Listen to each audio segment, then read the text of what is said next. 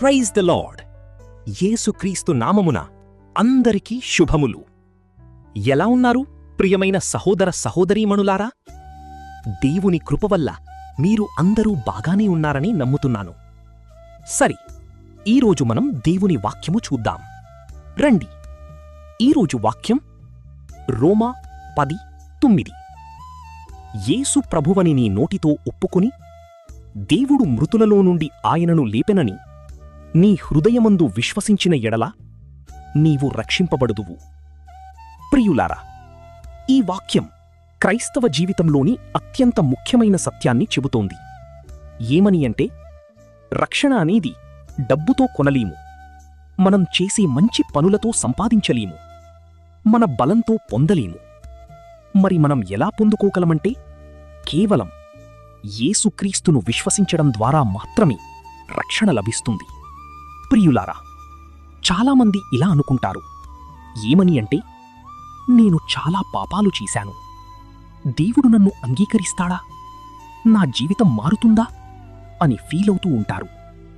కాని ఈరోజు దేవుని వాక్యం స్పష్టంగా చెబుతోంది, నువ్వు నిజంగా హృదయపూర్వకంగా యేసును నమ్మితే, ఆయనను ప్రభువుగా ఒప్పుకుంటే, అలాగే నీ హృదయంలో ఆయనకు స్థానమివ్వాలి.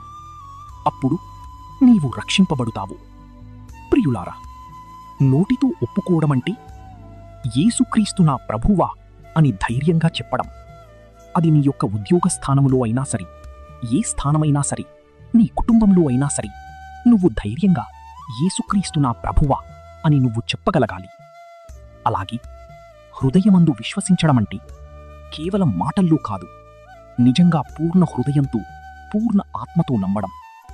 ప్రియులారా, యేసుక్రీస్తు ప్రభువారు సిలువలో నీకోసం, నాకోసం ప్రాణత్యాగం చేశారు. కాని అక్కడితో అంతం కాలేదు. దేవుడు ఆయనను మృతులలో నుండి లేపారు. ఆయన ఈరోజు కూడా సజీవుడే. ఇదే మన విశ్వాసానికి బలం. ప్రియులారా, ఈ లోకంలో చాలా విషయాలు తాత్కాలికం, కాని యేసులో ఉన్న రక్షణ మాత్రం నిత్యమైనది. మనుషులు నిన్ను వదిలిపెట్టచ్చు, ప్రపంచం నిన్ను తిరస్కరించచ్చు, కాని యేసును నమ్మిన వారిని దేవుడు ఎప్పుడూ విడిచిపెట్టరు. ఎస్, ఇది నిజం.